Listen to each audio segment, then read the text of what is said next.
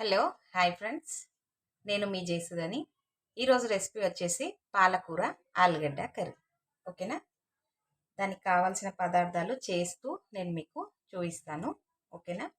Process అయితే ఇప్పుడు మనం స్టార్ట్ చేసుకుందాము.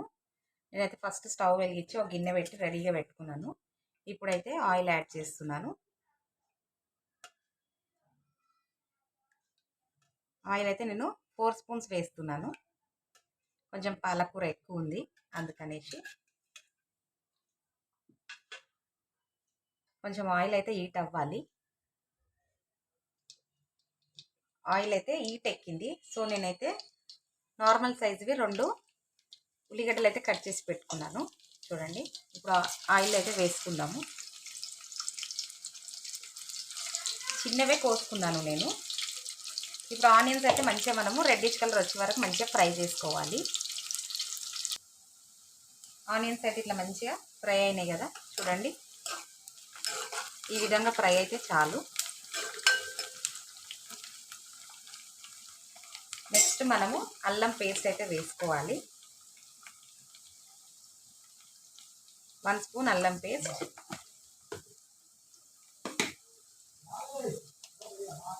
1 స్పూన్ పసుపు. ఇప్పుడు ఇవన్నీ మంచిగా మనము ఆయిల్లో అయితే ఫ్రై చేసుకోవాలి. కొంచెం అల్లం పేస్ట్ ఇట్లా. ఇప్పుడు ఇట్లా మంచిగా ఫ్రై అయినాయి కదా ఆనియన్స్, అల్లం పేస్ట్ ఇట్లా. ఇప్పుడు మనము పాలకూర అయితే యాడ్ చేసుకోవాలి ఇందులో.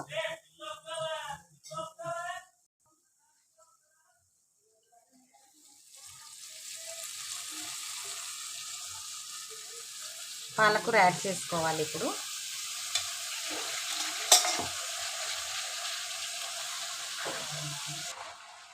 ఇప్పుడు పాలకూర అంతా యాడ్ చేసుకున్నాం కదా. ఇప్పుడు ఈ పాలకూర కొంచెం మెత్తపడ్డ తర్వాత మనము ఆలుగడ్డ అయితే వేసుకోవాలి. నేను ఇప్పుడు ఒక మూత పెట్టి ఇది కొంచెం ఫ్రై అయితే చేస్తాను. చూడండి, పాలకూర అయితే మంచిగా ఇట్లా ఫ్రై అవుతుంది కదా ఆయిల్లో. ఇందులో ఉన్న వాటర్ కూడా ఇట్లా కొంచెం అయితే ఇంకిపోయింది, ఇంకొంచెం ఉన్నది. ఇప్పుడే మనము ఆలుగడ్డ కూడా యాడ్ చేసుకోవాలి. ఓకేనా? ఆలుగడ్డ కూడా యాడ్ చేసుకుందాము.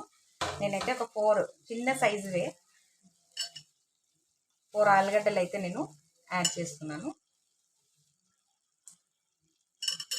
ఆలుగడ్డ పాలకూర చాలా బాగుంటుంది ఫ్రెండ్స్. మీరు కూడా ట్రై చేశారా?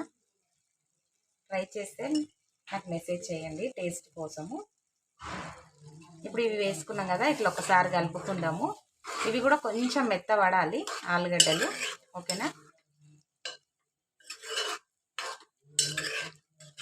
కలుపుకొని ఒక మూత అయితే పెట్టి నేను కొంచెం అయితే మెత్తపడేదాకా ఉడికించుకుంటాను. ఓకేనా? ఒక 5-10 మినిట్స్. చూడండి, ఈ విధంగా అయితే ఫ్రై అయితే అవుతుంది కదా. ఇప్పుడు మనము స్పైసెస్ అయితే యాడ్ చేసుకుందాము. కారము, ఉప్పు. కారం అయితే యాడ్ చేసుకుందాము.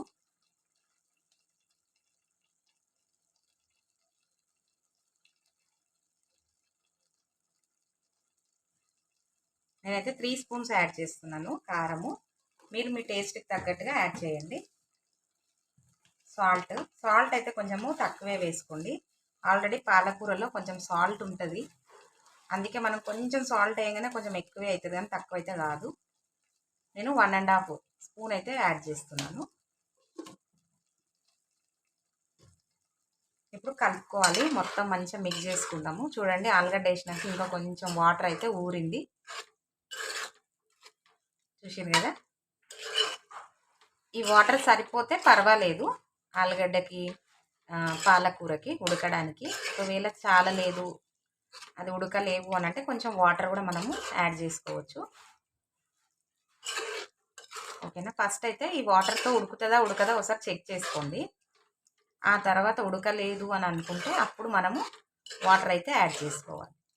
ఇట్లా మిక్స్ చేసుకున్నాం కదా, ఇప్పుడు ఒక మూత పెట్టి కంప్లీట్గా కర్రీ అయితే ఉడికించుకోవాలి. ఇంకా ఇందులో వేయాల్సిన పదార్థాలు అయితే ఏమీ లేవు. ఓకేనా? అన్నీ యాడ్ చేసుకున్నాము. ఇప్పుడు మంచిగా కర్రీ అయితే ఉడికించుకోవాలి. ఇప్పుడు చూడండి, నేను సాల్ట్, మిర్చి పౌడర్ వేసిన తర్వాత ఎంత వాటర్ అయితే ఇట్లా వచ్చిందో. సో నాకైతే ఇప్పుడు వాటర్ యాడ్ చేయాల్సిన అవసరం అయితే లేదు, ఓకేనా. ఎందుకంటే ఈ వాటర్తోనే ఆలుగడ్డ పాలకూర అయితే మంచిగా ఉడికిపోతుంది. కొంచెం ఫ్లేమ్ అనేది మీడియంలో పెట్టాలి, హై ఫ్లేమ్ పెడితే మాత్రం మాడిపోతుంది అండ్ ఇంకా కొంచెం వాటర్ కూడా పడాల్సి వస్తుంది, ఓకేనా. మనం ఫ్లేమ్ అయితే సిమ్లో పెట్టి ఉడికించుకుందాం. ఇప్పుడు చూడండి పాలకూర ఆలుగడ్డ మంచిగా ఇట్లా ఆయిల్ అయితే పైకి వచ్చింది చూడండి ఎంత మంచిగా. సో ఇట్లా ఆయిల్ పైకి వచ్చిందంటే మన పాలకూర అయితే కంప్లీట్ అయినట్టే. ఆలుగడ్డ కూడా చూడండి మంచిగా ఉడికిపోయింది, ఆలుగడ్డ పాలకూర చూసారు కదా. సో ఇప్పుడు నేనైతే స్టవ్ ఆఫ్ చేస్తున్నాను.